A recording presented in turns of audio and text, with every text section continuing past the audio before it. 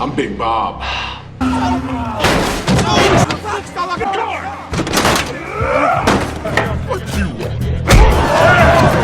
What happens when you take a true Texan and send him to Hollywood to make his mark in the limelight? We're about to find out, because a Texas boy can't stay gone long. This is the podcast where two totally different worlds collide. Welcome to TEXASWOOD, where two entertaining fellow Texans, Randal Reeder and Brian Promo Miller, get together with friends and surprise guests as often as possible to cuss and discuss. You'll experience the world from their Hollywood, yet very Texan point of view. Hollywood and Texas. If you ain't been to neither, then you gotta tune in. And if you've been to both, well, you may understand. It's time for TEXASWOOD. Let's see what the boys are up to this week.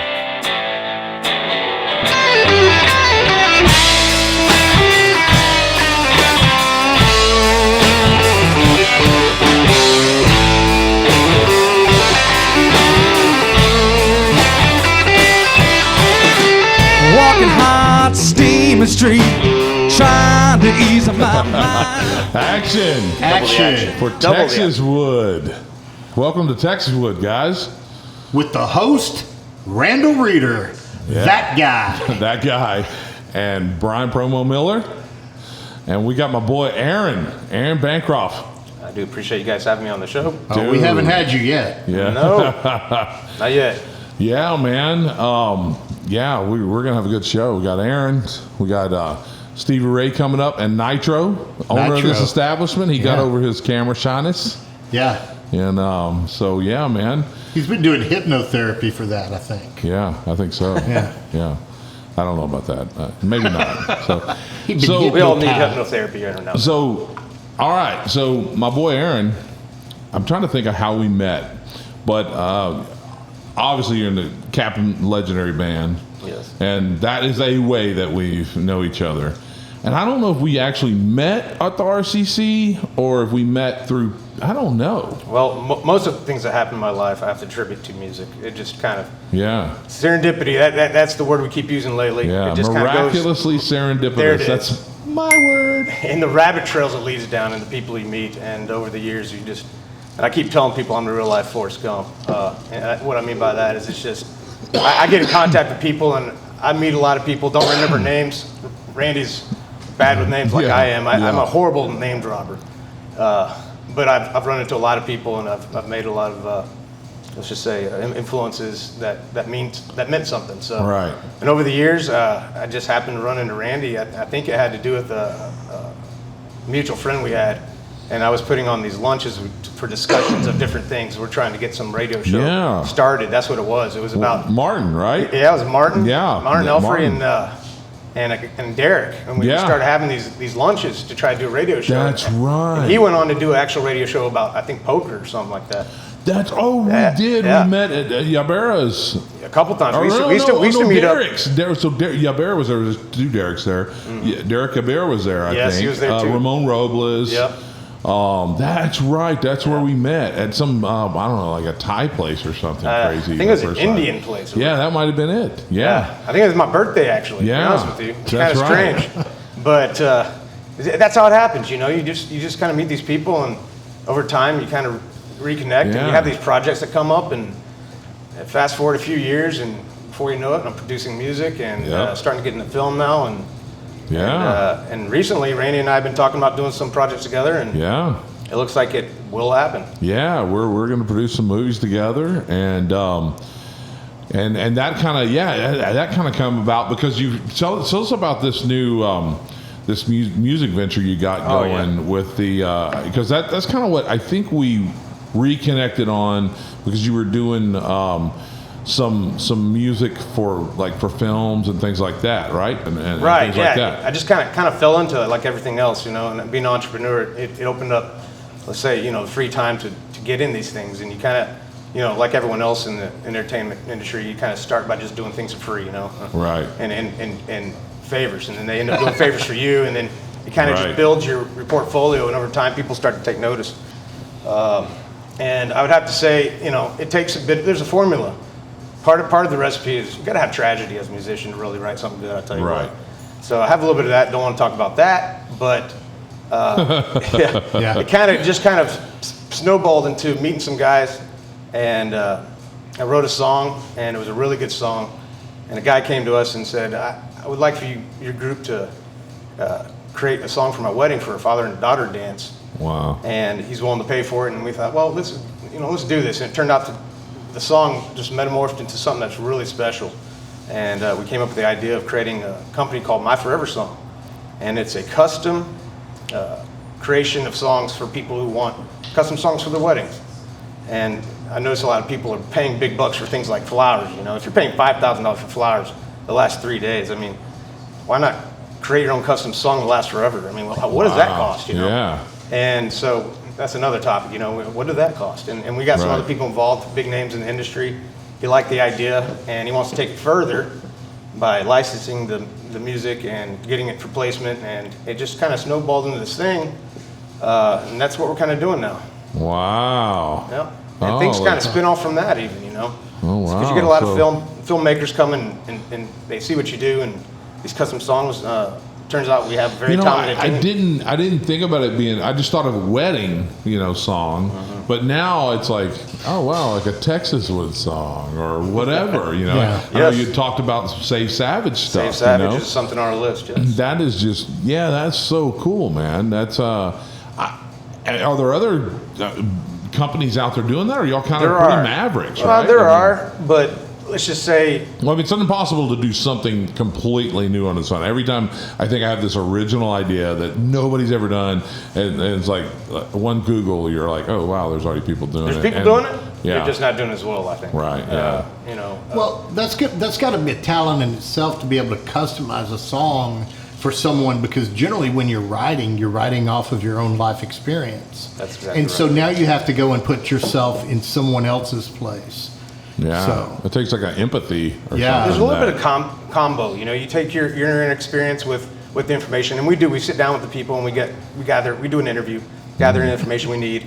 And First of all, what was your worst experience together? That's where we're going to start. right, I mean, it can go deep down. I mean, Well, I guess you think about it. How'd you meet and all that, and lot then of things. what was that's what's the song for? Is it for your wife? Is it for right? for your What husband music to be? they Is like?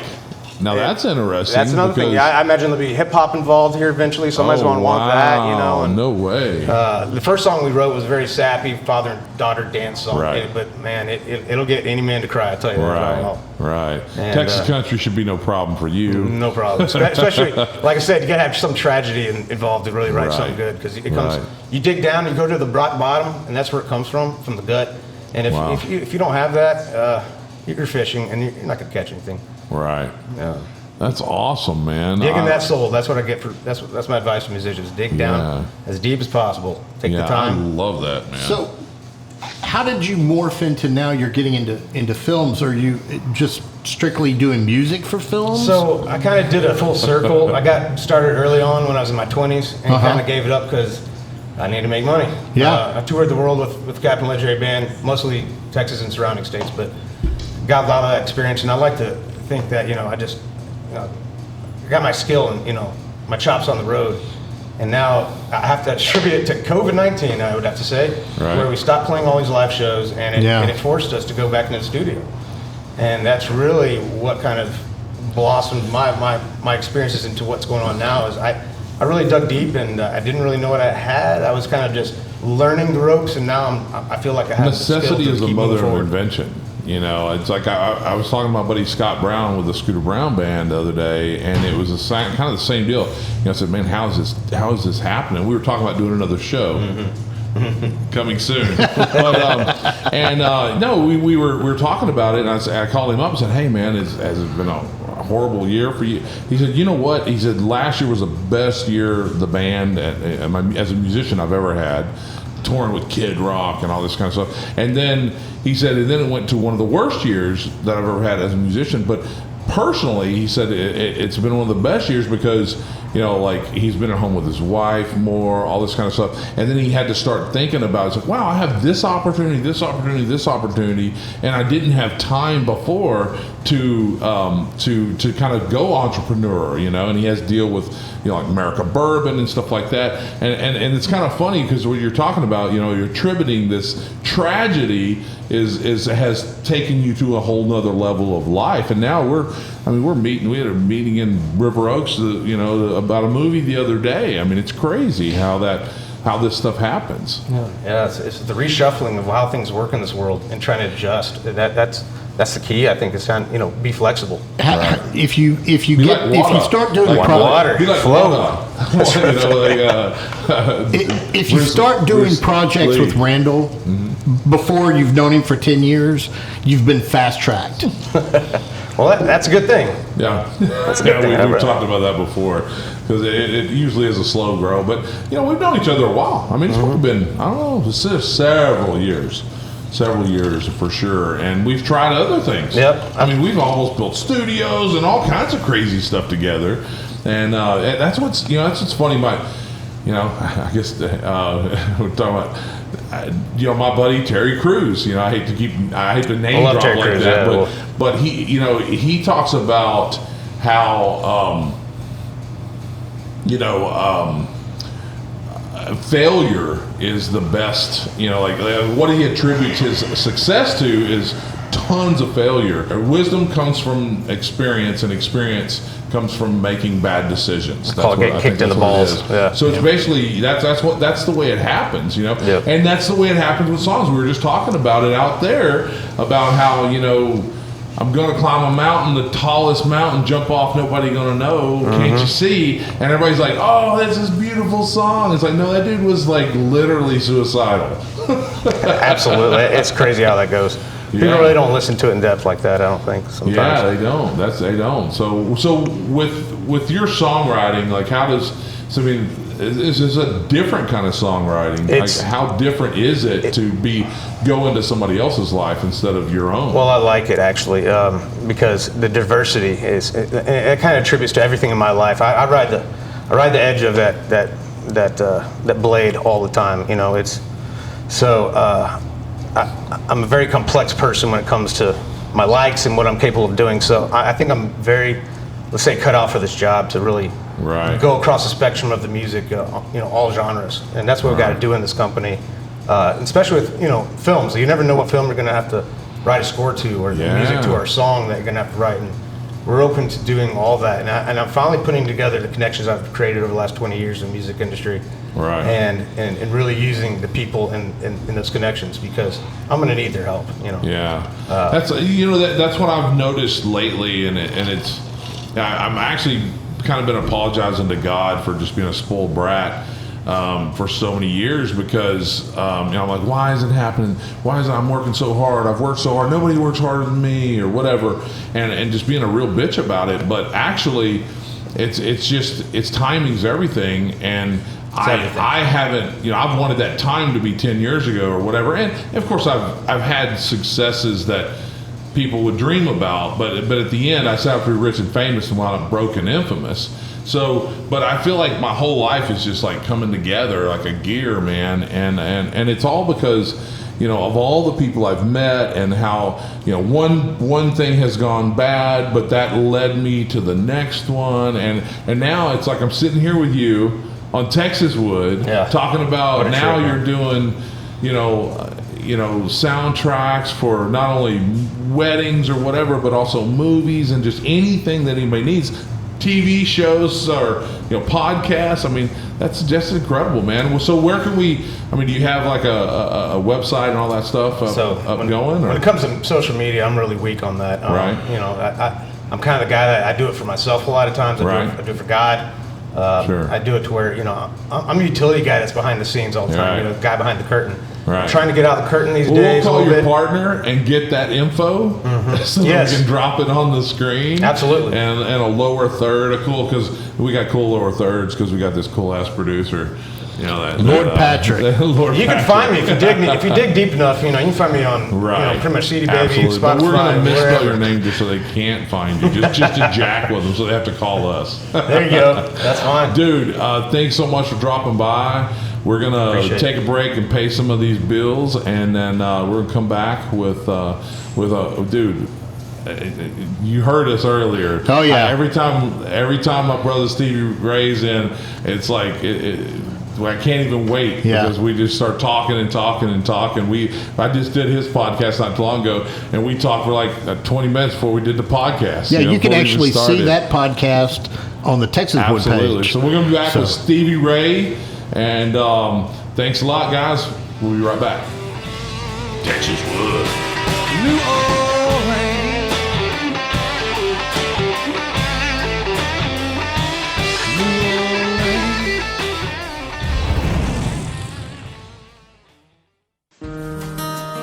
Hi, I'm Ryan Lopez with House on Lake Conroe, powered by Connect Realty. I'm here in Lake Conroe area where we're the #1 market in the United States because our resort-style living, besides being right by Houston. And so if you're interested in buying a house with us, feel free to give me a call at 936-443-7189 or visit me at houseonlakeconroe.com. Contáctanos House on Lake Conroe, que aquí hablamos tu idioma. I'm Randal Reeder, and you need to come see my friend Ryan Lopez at House on Lake Conroe.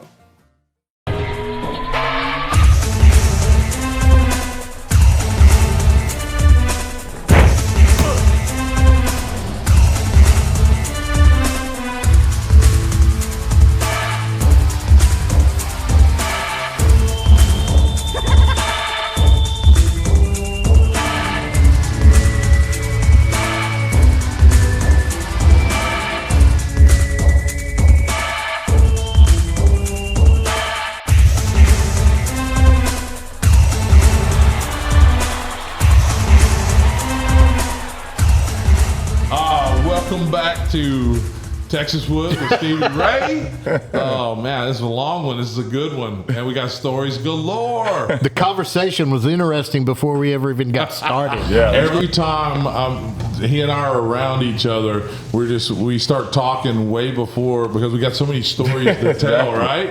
Exactly. But I mean, it's insane. So you're telling us our Billy Gibbons story, or your Billy Gibbons story. We all got Billy Gibbons and Dusty Hill stories and ZZ Top stories, and I mean we're from Houston. Right. How can we not? You know, but it's amazing. So welcome back to Texas Wood, where we don't have rules. And dude, so he was just telling us his cool Billy Gibbons story, but tell us some ZZ Top stories, man. Oh man, I've met Billy a couple of times. I remember one time down at the NHRA drag racing in Baytown. I guess we into some of the same stuff. Right, yeah, totally. And who was I hanging out? I think I was hanging out with Don Schumacher because I know Don, and he's got several cars in all the categories except for pro stock. And Billy walks in. I'm like, man, what are you doing here? And he's like, oh man, I just came down. We in the hospitality area. Right. So next thing you know, it's like a zillion people around us taking pictures and stuff. And I'm like, man, let me get out of here. And they're like, no, man, stay over here. I said, no, man, they're trying to take me to the U. Now, they see me here all the time, man. But we kind of chopped it up, sit down, chopped it up and ate. That's where you can eat, and they bring drinks and stuff out and stuff like that. But Dusty and I had our bikes built by the same bike builders. Right. Was that the red Ultra Ground Pounder with the flame? Right. That bike. And they customized his. It matched your Camaro. Yeah, it matched our outfits. You had a blown Camaro and everything. It matched our outfits also. Right. That's where the fire stuff came from.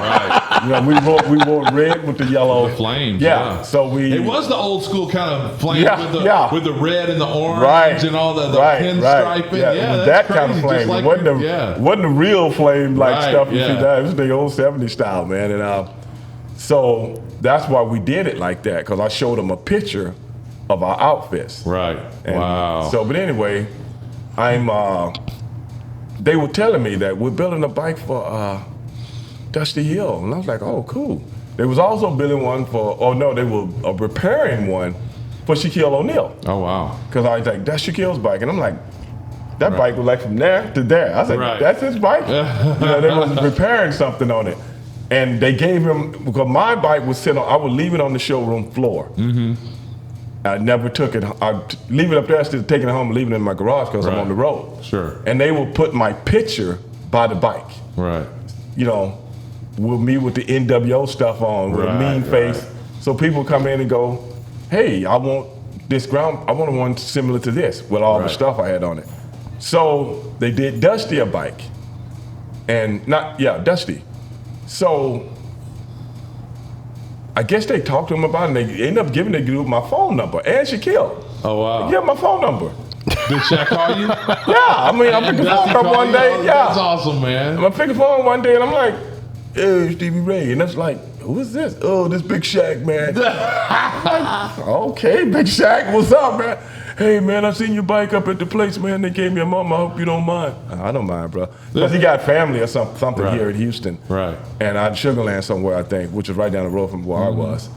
And, wait, man, when I get my bike fixed, we're going to go ride. And I said, okay. But we never did, you know, we never did hook up with him. So Dusty had called, but I wasn't home. Wow. And he left a message. So we're doing a show in the Dome. And I can't remember if I was warming up. I think I was warming up in the dressing area. The Dome was totally different than any building you go in, because things are totally different, big place. Right. And I could hear someone calling my name, hey, Stevie Ray. I'm like, who's that? And I look up and it's Dusty. Hey, brother, I said, hey, man, come on over. And he got this chick with him, you know what I'm saying? I'm like, well, who's that? His daughter or something? Yeah. No. I never met the man. You know, I grew up watching him doing their thing, man, you know?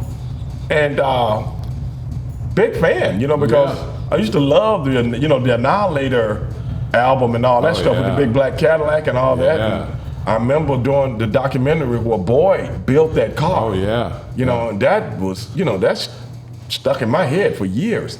So and I was like, hey, come on, we hug. Hey, what's going on, man? He's like, hey, man, I want you to meet my wife. And I'm like, your wife? It don't suck to be I don't. Now it's hitting me because I'm in wrestling mode right now. You know, I'm in wrestling mode right now. I'm not in meet and greet mode. You know, I'm getting ready to go out to the ring in about 15 minutes, maybe 20 minutes. So I'm in my gear and everything, you know, but I'm warming up. And then I see it hit me, dog, this is his wife? And brother. Dude, I guarantee you, in his head, he started, I should learn to play the guitar. Now, I'm gonna tell you what exactly went through my head since you brought that up.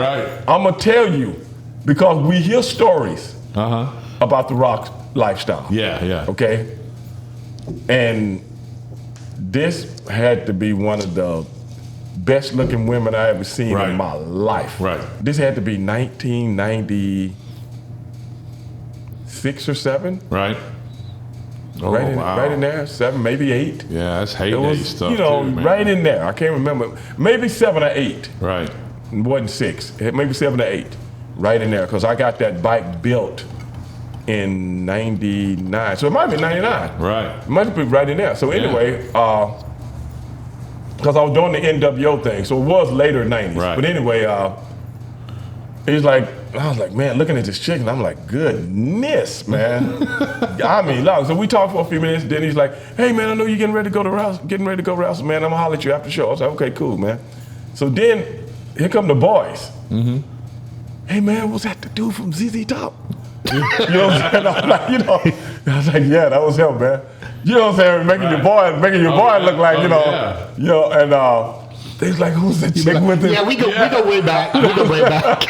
Dude, you just like brushing your shoulder. He's like, who's that chick with him, man? I said, man, that's his wife, man. They's like, his wife? I'm like, yeah, brother. You ever heard of it? I said, you see it right there. Rock stars got it good. Dude, they got you know it what I'm good. saying? That's crazy. And brother, that's what I was thinking. I've heard about the rock stars. Now I see it with my own eyes, bro. That's crazy. And the dog, I'll never forget that. Yeah, that was wild. Never forget it. I was at Koji Sushi and Shabu Shabu, a place I hung out at Hollywood Highland, and we'd just drink there and all that kind of stuff. My buddies were the bartenders, and we'd bounce, so I knew everybody and all this. That was just kind of my spot. And one time there was a show, maybe a car show or something going on kind of down there. And so I'm sitting there, I'm standing at the bar, and it's kind of packed, and I'm kind of posting up, and then all of a sudden from like the end of the bar comes walking Billy Gibbons and some guy. And I was like, oh shit, that's Billy Gibbons. Like, oh man, that's and I'm like, now dude, at 18 I started wrestling. I mean, I've met, I'd worked with Chuck Norris, all kinds of stuff by then. And I was like, oh man, that's Billy Gibbons. And I was like, I'm sorry, sir, I never do this, but I'm from Texas, and you're the Reverend Billy G. I have to, and he said, oh, you from Texas? Where are you from? I said, I'm from LaPorte. He says, really? My bass player lives in Bay Cliff. I'm like, yeah, I know Dusty Hill lives in Bay Cliff. I've driven by his house. Like, yes, sir, I understand. He called him his bass player. Like, I don't know who Dusty Hill is, And so anyway, we were talking, and the bartender, I think it was Chris Clancy, a friend of mine, he yells out, he says, Randal was in Sin City. And crazy. Billy Gibbons says, you were in Sin City? I said, yes, sir. At first he told me, he says, nice beard. I said, well, you inspired it, And he says, so he says, hey, he pulls out his phone, or a camera, I think it was a camera, and he hands it to his assistant and says, do you mind if I get a picture with you? I'm like, yeah. And I'm like, Billy Gibbons asked me to take a picture with him. So I'm like, oh, this is crazy. So I said, well, sir, we got to step outside where my camera will work, where I can take a picture. It was a whole flip phone. Like a flip phone. And I go out there, and we take this horrible camera. It's the first thing I ever, I guess, blogged or whatever, because I wrote it on MySpace. It was back then. I wrote, like, this just happened. It's like I felt like I was writing some kind of penthouse story, like, you're never gonna believe this, And so I literally write this thing about, and so I'm talking to him, and he just stays there talking to me, man. And he says, he says, I gotta go. But he hands me a card. He says, I got a house up at Sunset Doheny. You gotta come by and have a beer sometimes. I'm like, okay. I mean, he's just the nicest guy ever. And every time I kind of bump into him, and we've emailed a couple times and talked, and I guess we know each other now. It's crazy that I know Billy Gibbons, but I'll see we share the same restaurant that we like, in Hollywood, and a barbecue joint, and Baby Blues Barbecue, And so anyway, last time I saw him at Baby Blues Barbecue, I walked over and just said hi. Hey, Mr. Gibbons, you ought to say hi. And I'm not going to lie, he's like, we're talking, and he says, man, it's good to see you. I got to take he said, hold on, pull in. And he takes a selfie with his phone. He said, I got to send this to Lance Lopez, because we have a mutual friend. And I'm like, holy crap. Billy Gibbons just sent, this is nuts. And so, but it's funny because he gets excited. I don't know how well you know Billy, but he got excited telling the story because he was about to go to Cuba to play rock and roll. And he sounds like an old black woman when he gets excited, right? It's the coolest thing ever. Because when he emails, he speaks like Spanglish, so it's like very eloquent, big words, and then it'll be like, but a Spanish word every now and then I have to look up, And then, but when he gets excited, he's like, "Can you believe little me going to Cuba?" And I was like, that's the coolest thing I've ever seen. I mean, dude, he's the coolest. I mean, absolutely one of the coolest people I've ever met. I haven't met Dusty yet, but I hope to. And but it's crazy, man. It's like the opportunities we have, man. I'm serious, man. In my life and my career, I met so many people because it was like years. I was so focused on my career, I never thought about the impact. I think we might have talked about this once. I never thought about the impact I was having on other people. Yeah. Never thought about it. Yeah. I never got into wrestling to be an entertainer. Right. I got into wrestling just to wrestle and see how good I could be at it. Right. And it took me years to realize, hey man, people are watching you, people you don't even know. Yeah. Fans. Okay, I know about the fans, but I'm like, okay. But I didn't know it was other people like Dusty and and Billy and those guys, I never knew they were big wrestling fans. Yeah, that's wild. And that, not just them, some of the other entertainers I've met in my life. And I'm like, you know who I am? Yeah. Oh yeah, man. Watch you all the time. That's when it started to hit me. Yeah. People are watching you, bro. Especially with wrestling, because wrestling's kind of like the dirty secret.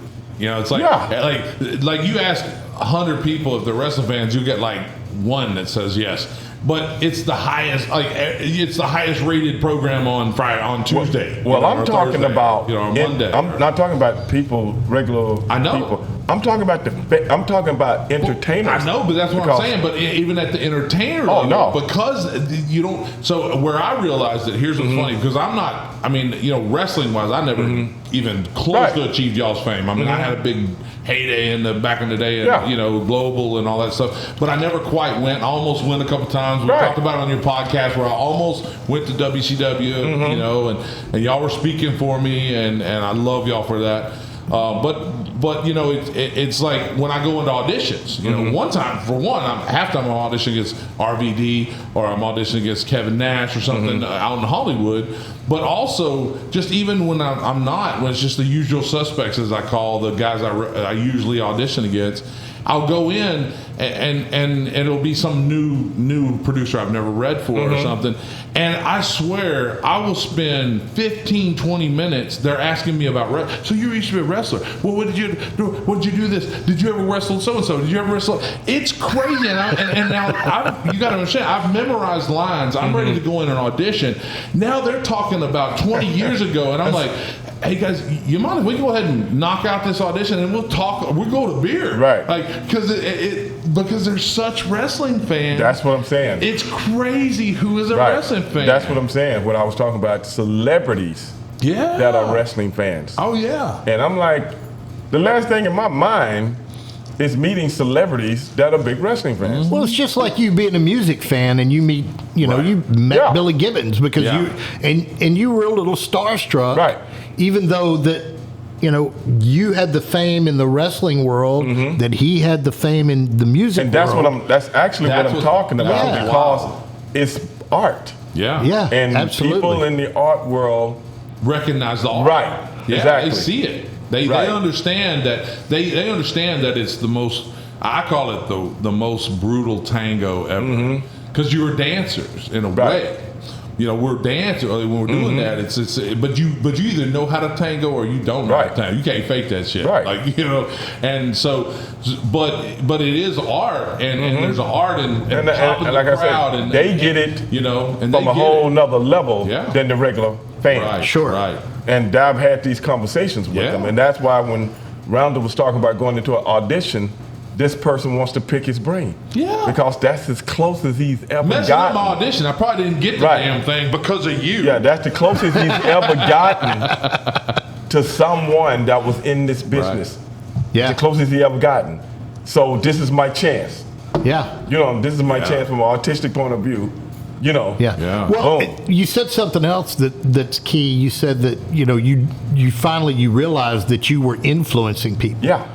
And that's sort of the incarnation that brought all of this about is that, because my past, doing shock radio and a lot of the movies that he's done and everything is something that you wouldn't sit down and watch with your 8-year-old. Right. Or you never wanted your 8-year-old to listen to what you were doing. Right. And that was sort of the whole thing about, when we came together and started doing projects together is we wanted something that, you could sit down and with your grandmother or your mom or something and not be cringing at your own words and what you're doing. In a way, I agree with you. In a way, I don't.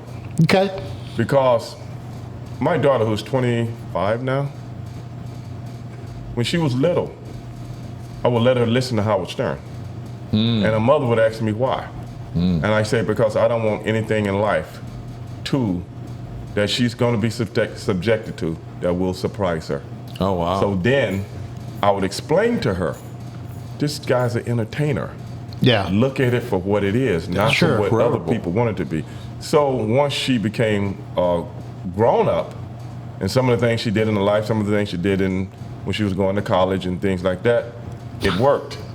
Yeah. You know what I'm saying? It's funny because my dad, my parents the same way. They would take me to movies, and my mom might close my, hold my hands over her hands on my eyes or something. Same thing. But like my parents didn't want to shelter me. Yeah, exactly. And they, so it's funny. Like I never really had what I or anyone that knows me would call a drinking problem. But even when I remember when high school, when everybody wanted to go get drunk, I'm like, okay. Because my dad would, if I wanted to, my dad would say, look, if y'all want to get drunk, go camping in the pasture, and I'll go buy the liquor for y'all. Just have the parents clear it. But I don't want y'all driving around acting a fool and getting arrested or getting dead. Another way of protecting you. Yeah, so instead of shying you away from it, absolutely, he's opening your eyes up to it and let you see how critical it can possibly be. So that's amazing. Is that how it was with you as well? Yeah. No, my dad. No, okay. I mean, we had beer in the fridge, and if I wanted to go get a beer out of the fridge when I was in high school, I could do that. Right. And, but what I was going to say is, I don't want you to think that I raised my kids sheltered. I'm not thinking that. I was just saying when you were saying how your parents were. Because my kids. I agree with it in other ways. It's more than one way to parent, is what I'm saying. My kids grew up going backstage. I mean, my daughter's, she calls him Uncle Randy. Right. In fact, we were doing Big Country Fest out in College Station, and Randal came up. Right. And my daughter, I think she was like, 8 or 9 at the time. Yeah. And she goes, oh, do you want to go backstage? Here, you're going to need this, and gives him all and she's 8 or 9 years old, and she's like taking him by the hand. Yeah, so they definitely you didn't shelter your kids. No, but that's funny. But I think might be what you're talking about is how we have to shelter our parents.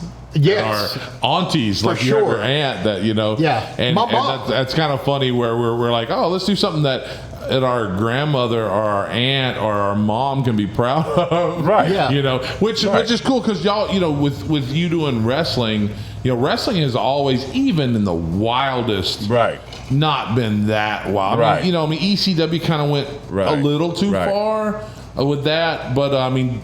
Vince, it's funny, Vince and them, he'll go, they'll go like R-rated and then they'll go back to like G. Right. And like they raise their audience. Like that guy's brilliant, in the first place. Vince McMahon, brilliant about him and his team that he puts together because they'll raise their audience to, then they'll go back to the attitude thing and then they'll go back to, like to the dwarfs and the, dinks and all the crazy stuff, like that. But I mean, you were like big at WCW, and WCW was very.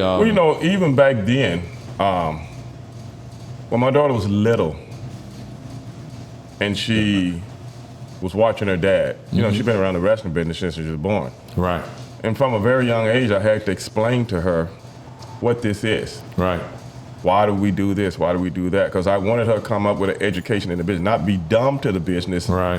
I wanted her to be smart to the business. She's like, and not be a mark to the business. This is what your dad does for a living. And we don't have to K-Fade all that stuff anymore. Exactly. So when she would go to school and her other kids would ask her about the business, she never told anybody the secrets of the business. Right. Never told anybody the secrets unless. Matter of fact, she wouldn't even tell people who her dad and her uncle was. Right. Wow. Because I would always tell her, this is my job. Right. This is not something you take advantage of because people know who your dad is and you start to get certain perks from it. Sure. Because we know kids will do that. Oh, yeah. And I'll always tell her, just because your dad can afford things, that don't mean you're supposed to have them. Right. Unless you want to go into wrestling, then, the thing was the values I'm teaching you has nothing to do with my job. Yeah, absolutely. The values I'm teaching you is just life lessons that I want you to learn. Absolutely. So, all the way up to college years, and people didn't understand. Why didn't you tell us who your dad and your uncle was? Right. Because that's just my dad and my uncle. Right. Yeah. That's just what they do. Yeah. I don't carry it around with me. Yeah. Just like I would tell her, I don't bring wrestling home with me. You don't take it off to school with you. Right. It's just a job. That's cool, man. I've had similar with my kids where they're where they like they'll be friends with somebody for a year or two before they realize who I am, and then they'll be like, "Why didn't you tell me?" Well, I mean, one, they also are smart enough to know that people will like Start to treat them different. Yes. And all Start that to kind of treat them stuff. different. So tell us about, I mean, obviously we referred to it, and a lot of the people have hopefully seen that, where I did your podcast recently. Yeah. And you got a couple of podcasts, man. Tell us about that, because that's kind of what you're really doing. You did my main podcast, Street Shooting with Stevie Ray, and that's really starting to. It's really starting to get better and better and better, man. Your show, got a lot of good feedback from the show. Cool. And the thing about my show, I always want interesting people on the show. Well, a lot of people want to see a lot of wrestlers. Right. I have wrestlers on. Right. But it's not a wrestling podcast. Right. It is a people podcast. Right. I want interesting people on the show, not just interesting wrestlers that did 50,000 other interviews. So what can they give me? Sure. Not taking anything away from it. Right. But I want people that can come in and go with the theme of the show. Right. Those type of wrestlers. But like I've had boxers, since you've been on, I've had boxers on. I've had MMA guys on. I had Liz Priestley, who was in this new movie with Idris Elba, The Concrete Cowboy, played his wife. Oh, wow. Had her on. I had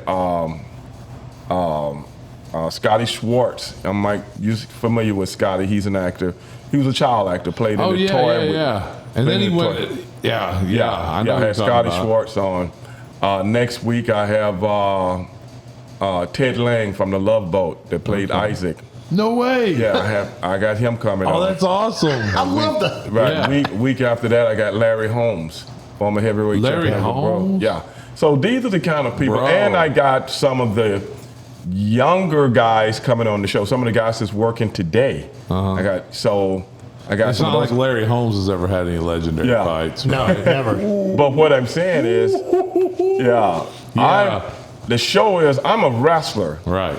that does a podcast. Sure. I'm not doing a wrestling Sure. Yeah. A lot of guys do wrestling podcasts. Right. Absolutely. God bless them. I mean, it's so many of them. But what I'm saying is, and I'm trying to get professional wrestlers on that's a little bit more interesting than just a wrestler, period.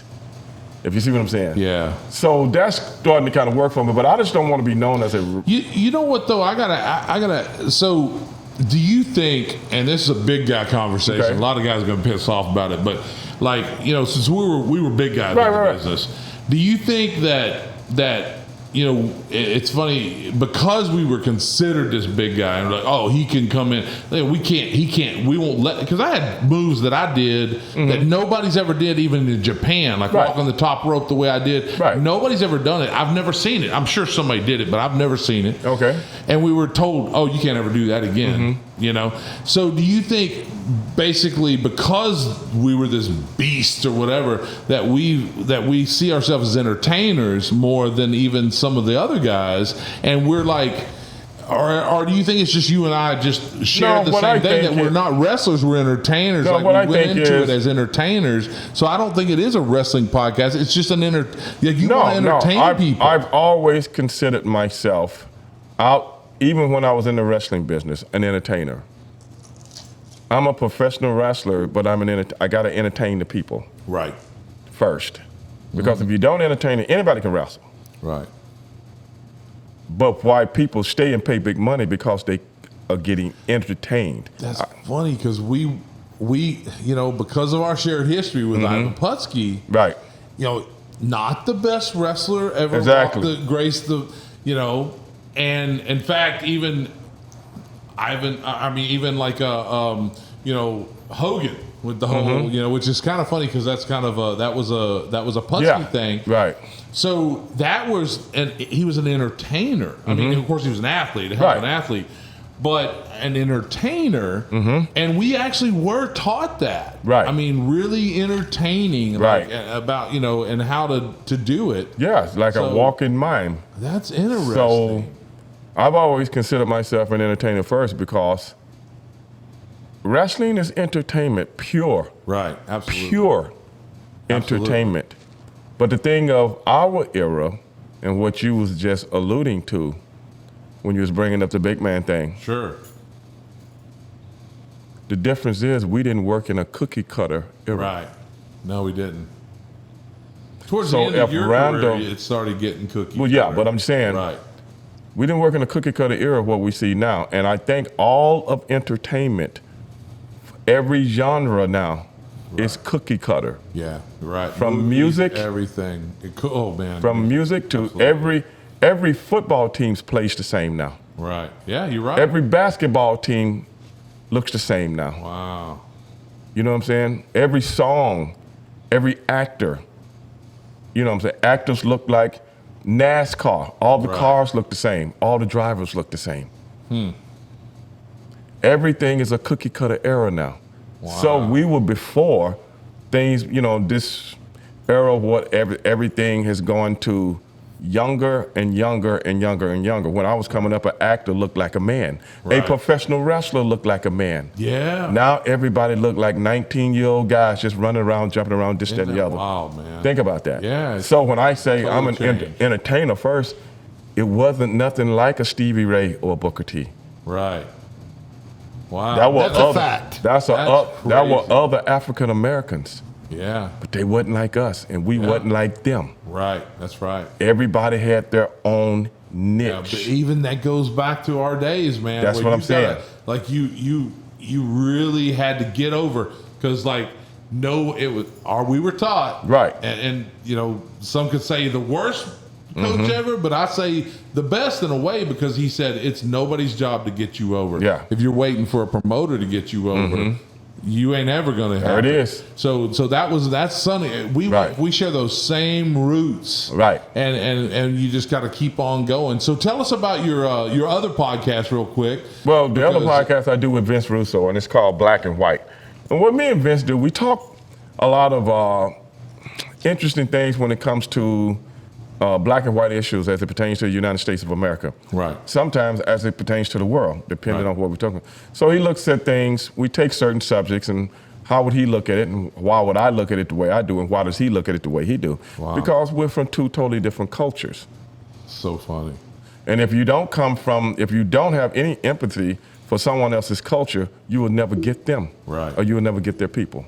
That's like saving America, and it's Yeah. so funny because we were talking about earlier how Right. I talked about doing something like that with another guy, Right. And y'all did it because that's the We do it on a collective weekly conscious. basis, That's what I'm but- saying. That's the collective conscious. Right. Like when we have an idea, it's a good idea. By the way, if you have a good idea, understand you're in a race to get it to the market before somebody else does. Right. And I love that y'all are doing that because that's see, you know, you're doing entertainment and Yeah. you're coming in and doing it, but now you're coming in on your other one and you're actually trying to fix some of the problems. Well, that in all exist in our actuality, world. Randall, we entertain on that too. But what Right. we do and what one of the things that I believe in is to use entertainment to educate people. Because Yeah. now you make them drop their guard. Yeah, Now, since you drop your guard, now I can put this on you, yeah, on your head, and make you think.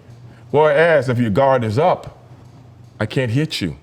That's a boxing. that's black- That's a boxing analogy. right. And that's black and white. Right. Black and white. And so we do funny stuff. It's just like, okay, I'll give you an example. This just happened this past.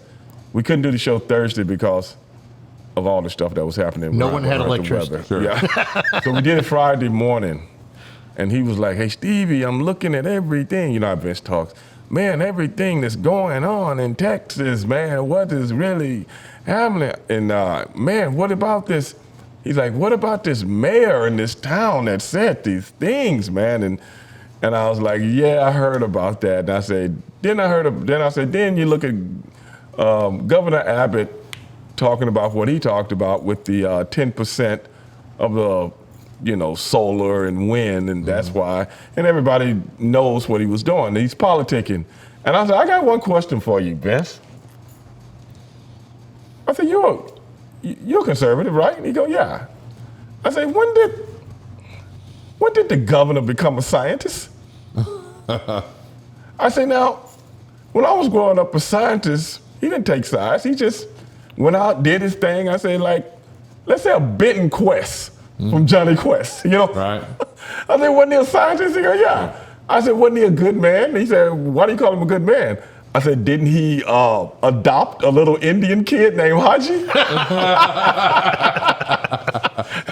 You know, I mean, so we're laughing about this, you know what I'm saying? Right. I mean, this is a political issue. Sure. But we put it in, you know, terms where people can laugh about this, that, and the other, you know what I'm saying? I just got a problem with people talking to me that's not scientists like they are scientists. Right. That's all I'm saying. Well, what I love about what you're doing, though, is your two opposing views. We were talking about earlier how it was like Hannity and Combs was like a conservative and liberal. Let me tell you something. It's not opposing. Right. We're trying to get to, we'll pick a subject of something that's going on in pop culture today, or there's something that's going on in the news. Right. And he'll give an analogy as to how he sees it. Right. And I'll give an analogy to how I see it, because I'm learning from him and he's also learning from me. That's what I love about it. That's exactly opposing views, but that you coexisting. Right. Because that's what America is about. Right. I mean, I lived in Hollywood and worked in Hollywood for 20-something years. Right. And I never until just last 10 years really like there was this divide, because we would always like. I was like, okay, I guess I'm never getting invited to the party again because because I was the only libertarian. I'm not a super conservative, especially back then. And it's like, I was like, no, dude, you're getting invited every time because this was the best party we've ever had. Because they could all attack me and all that. But that's what I'm saying. It's like, we'd all get along and hug. I mean, you and I mean, we've been friends forever, man. Black and white, different political views, and we don't care because we love each other. And that's what it's about, man. And that's what's amazing. One thing we try to do, and I know you want to say something. One thing we try to do is leave politics out of it and try to escape. And what we try to teach people is that, can you think about something and have an opinion on something and have be objective about something without bringing your politics into it? Right. Because once you do that, then it's not 100% totally objective. Right. Politics, really, we shouldn't be divided into camps. We should all be, individually, trying to change the world. Don't agree with weaponizing politics. Well, it's been weaponized because all of that started. I can remember when all this stuff started, man, in the late 70s, early 80s. Sure, absolutely. With Roger Ailes when he was working for political pundits and stuff like that. Right. To make the right an adversary, I'm not an adversary, but an enemy of the left. Right. Now, with everything with social media, not social media, but just media in general. Right, media, yeah, exactly. Pushing issues. Yeah. And we, as people, are born sheep. Right. In a lot of ways. Yeah. We are born sheep. Adolf Hitler was right when he said, the bigger the lie, the more people believe it. Right. Well, sometimes it don't have to be a lie. It can just be an ideology. Right, right. Absolutely.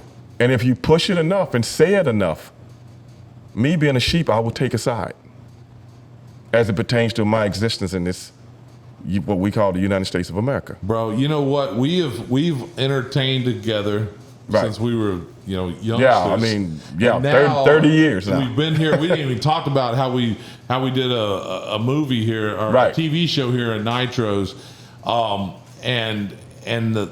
Man, we have got to, we're going to fix America together, and it starts right here on TEXASWOOD.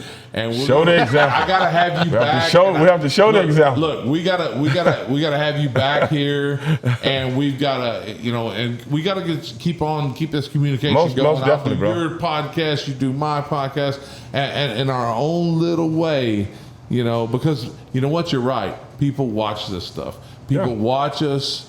And you kind of, it took a while for us to realize. You know what I like, Randal? You know what I like? Something. When people send in emails. Yeah. And they come out and say, I've never thought about things like that before. Yeah. That's when you know you make a difference. Yeah. When somebody has to tell somebody, man, I never thought about it like that before. Absolutely. And that's a good feeling to me. That's the good thing about the internet, and the good thing about having podcasts and all this kind of stuff is people are just waking up. They're because they're no longer subscribing to that model of, oh, I get my news on CNN or Fox or wherever. They're going, oh, they're watching Joe Rogan's and they're watching, whatever. They're watching your us. podcast, our They're podcast. watching us. They're watching us, and that's the thing, man.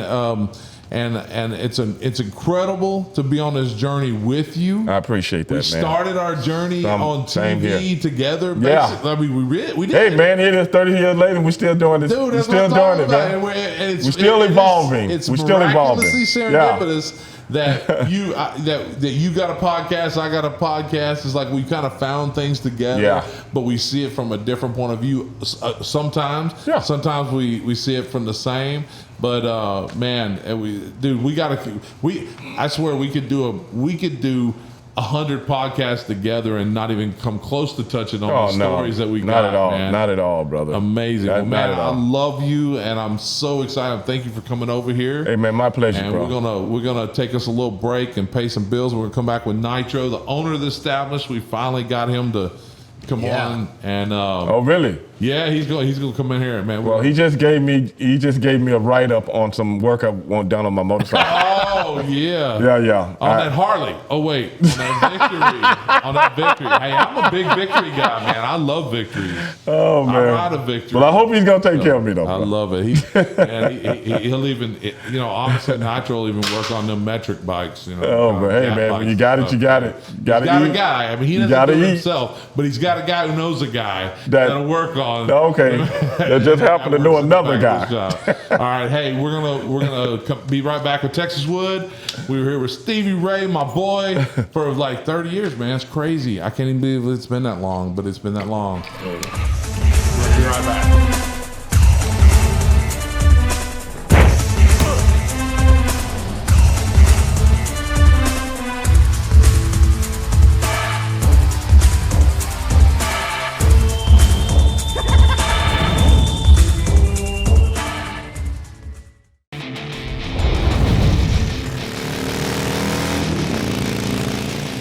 Nitro Cycles in Deer Park, Texas is your one-stop shop for your American V-twin.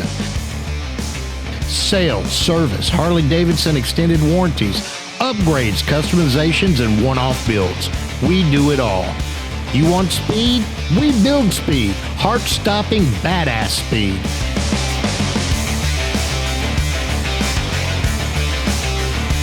Gear? We've got you covered. Helmets, leathers, clothing, novelties. Have I forgotten anything? Stop by our showroom and service center at 9515 Spencer Highway in Deer Park or call us at 281-838-8045. That's 281-838-8045.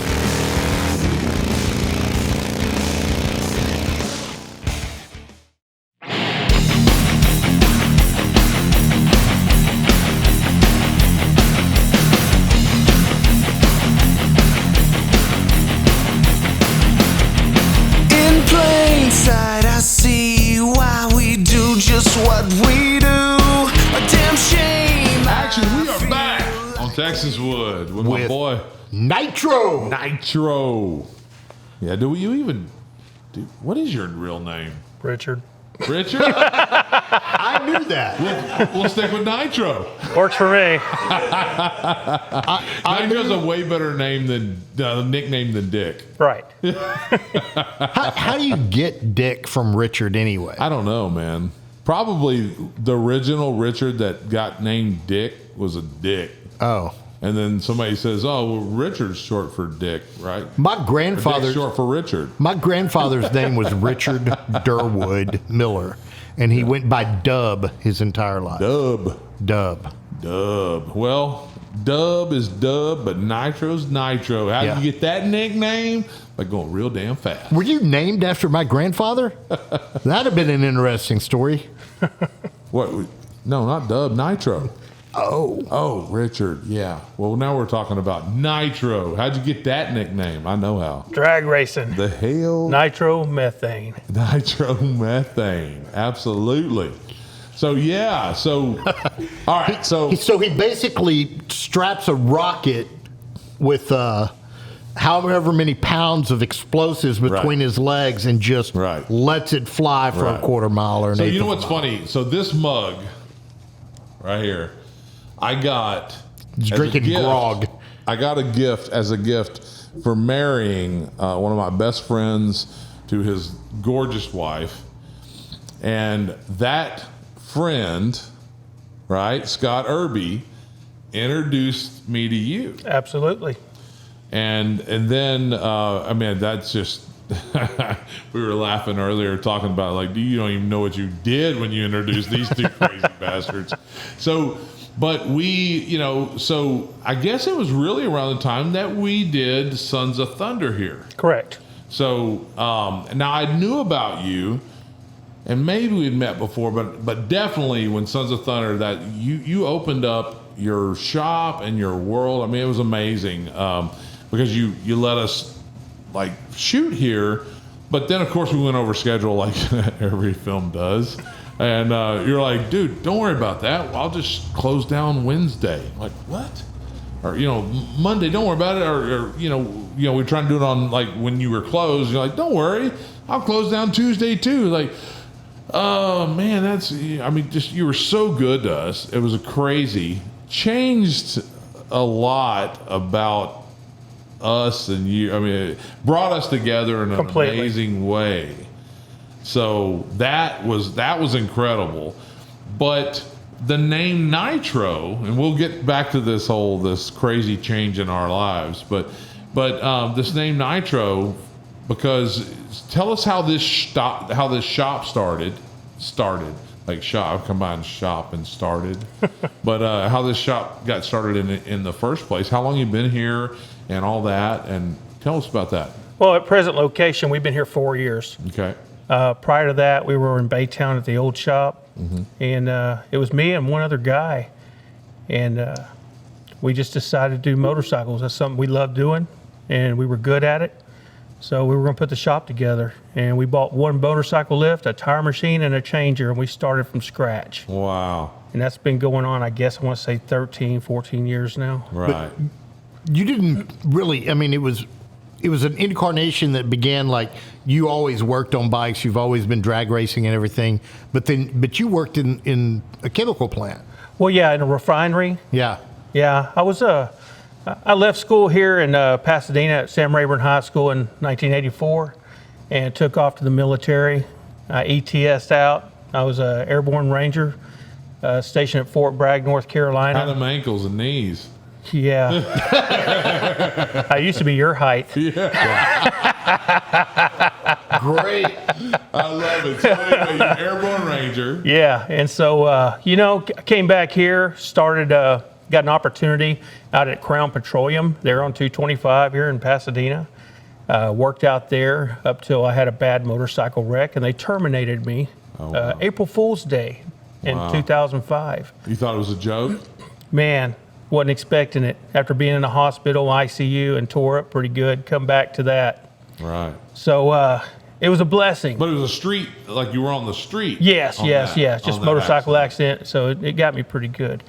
It was a blessing, and we went in and started working on motorcycles, and right. It just was proved. it Nitros then, or was it another name? No, it's been Nitro Cycles. Nitros the whole time. Wow. So that's 13-something years, right? It's been a while.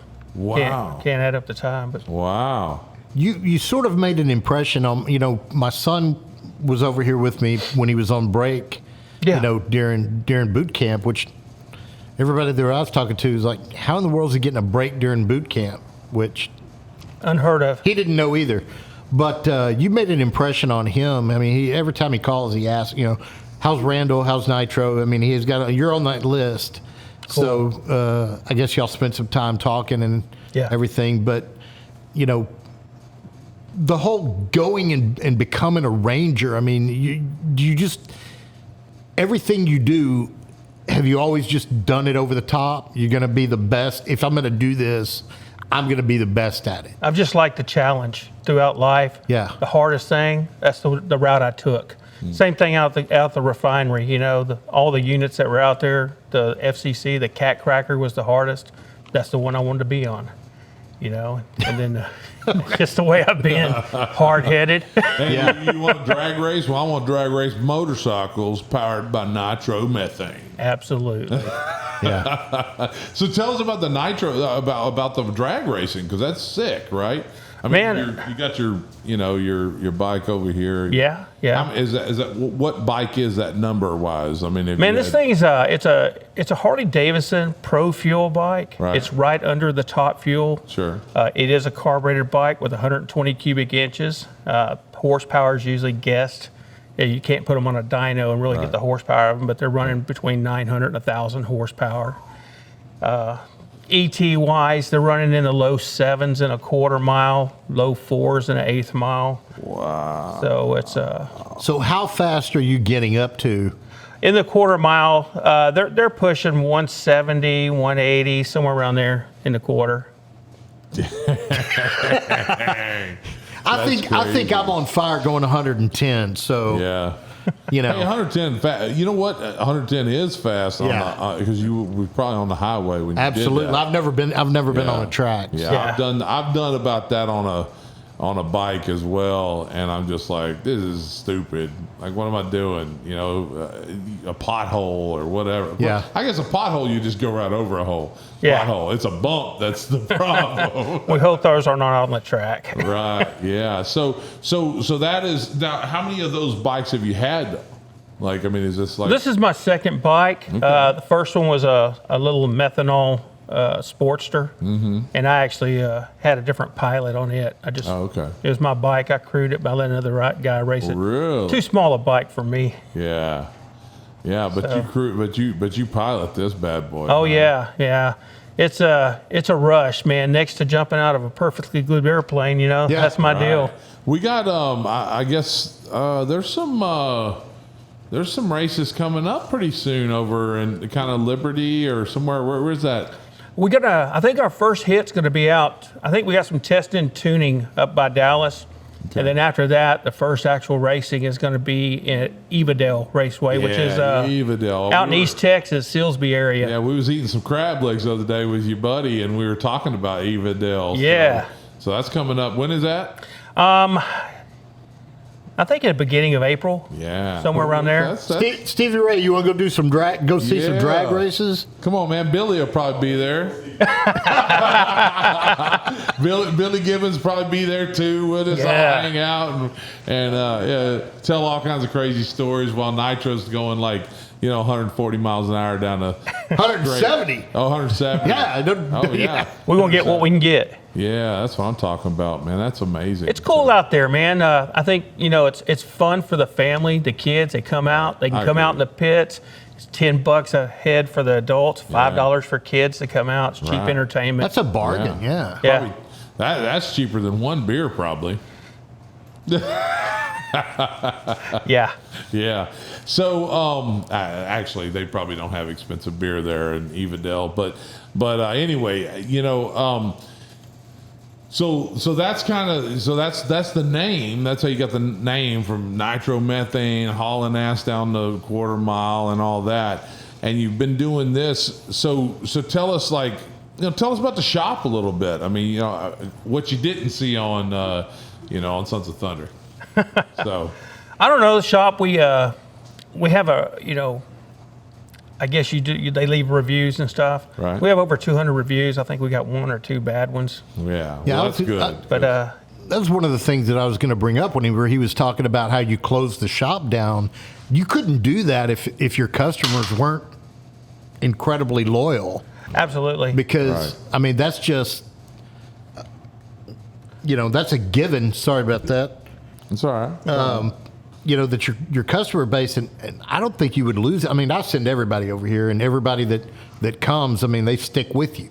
Right. Yeah, it was funny. Customers would pull up in the parking lot right in the middle of a take, and I'd walk up to the window and put my, hey, hold up, or hey, chill out for a minute, and they'd sit there patiently and wait, man. Then they would cut and take a break, and we'd go out and help them, bring them in, do what they had to do, and then y'all would resume filming. Well, that's what's funny because this shop, we joke about it, but I hang out here like it's a bar, but not drinking.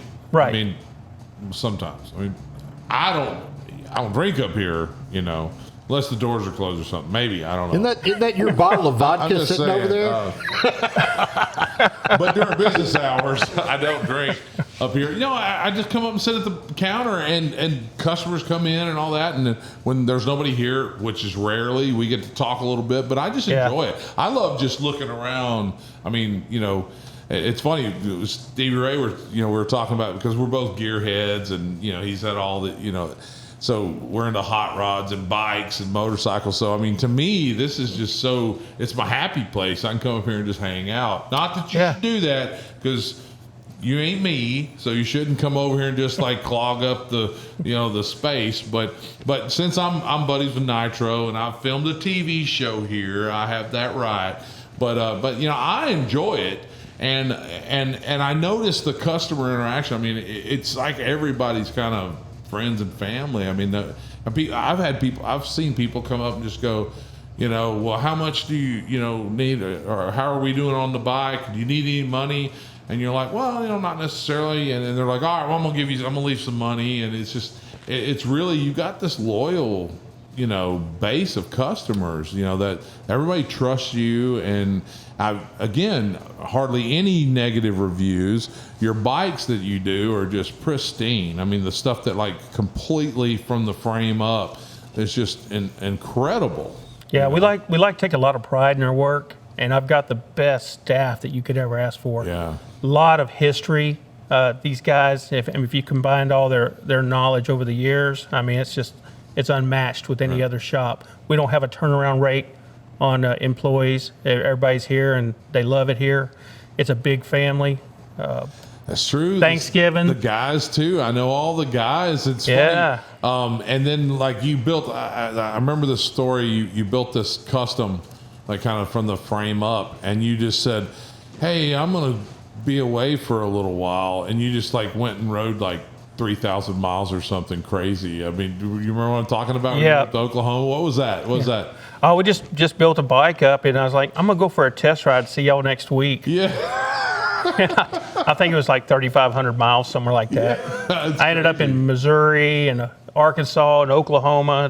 Did you at least like go home and pack a toothbrush, or just? Nah, man, I just took off. There's Walmarts everywhere. Yeah, I love it. I love it. Change of underwear and a toothbrush. So obviously you work on American V twins, Harleys, all that kind of stuff. Victories, like you know, myself and Stevie Ray rides, you know, and all that.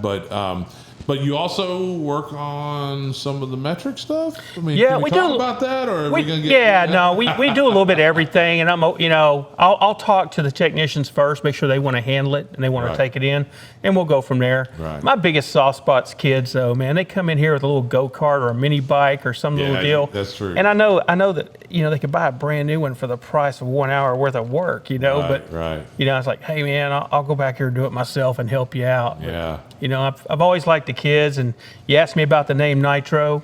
That's where it was, it came from. I was a member of a motorcycle deal called BACA, Bikers Against Child Abuse. Right. And you got to have an alias name to do that. They don't want your real name in there when you go to courts and stuff like that. And so, they said, oh man, he's drag racing, nitro methane. We just call him Nitro, and that's where it came from. Well, that's also a biker tradition when you're in a club.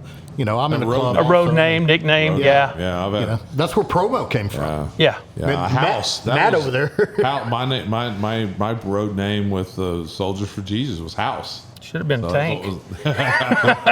Dozer. Oh wait. Yeah. He was a dozer. See what I did? Yeah. Yeah. That was my Sons of Thunder name. So yeah, that's awesome, man.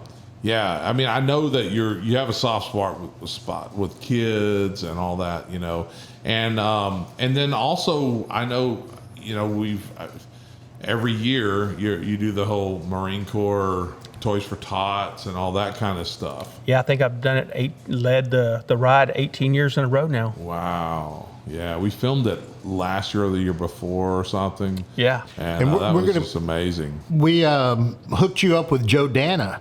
So y'all are going to be saving some money this next year because Joe's already committed that he's going to get some people together some moto officers together to escort That'll be great. Nice. for you. Nice. Because, and Joe, for those of you who don't know Joe, he ran for sheriff. He's going to run again in 2024, but y'all kind of connected. And Yeah, good guy. Yeah. And I look forward to working with him. And like you said, if he can provide some officers like that, Yeah. save us a little bit of money there. That's couple more money thousand. we can help the kids with. There you go. Absolutely.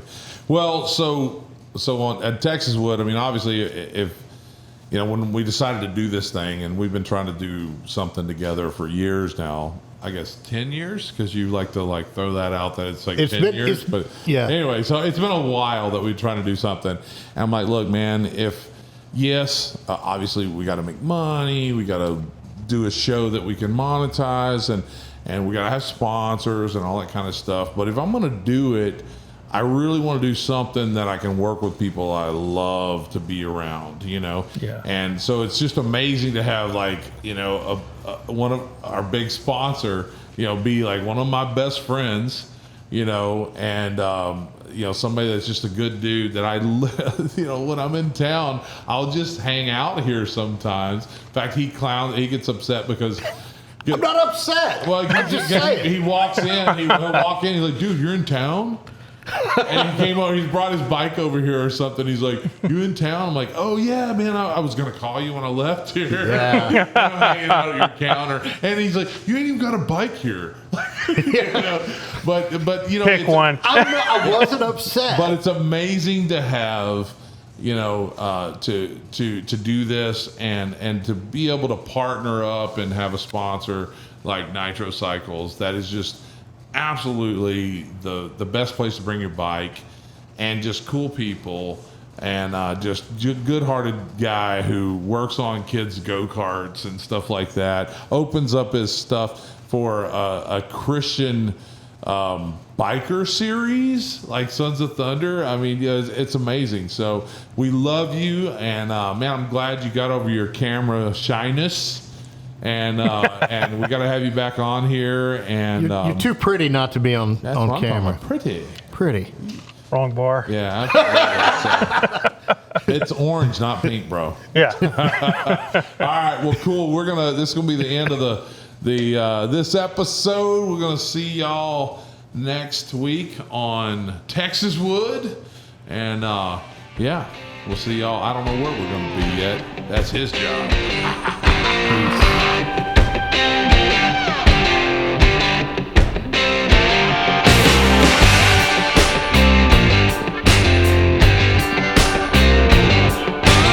Well, folks, that's it for now. Be sure to subscribe to keep up with all the happenings in TEXASWOOD. God bless, and see you next time.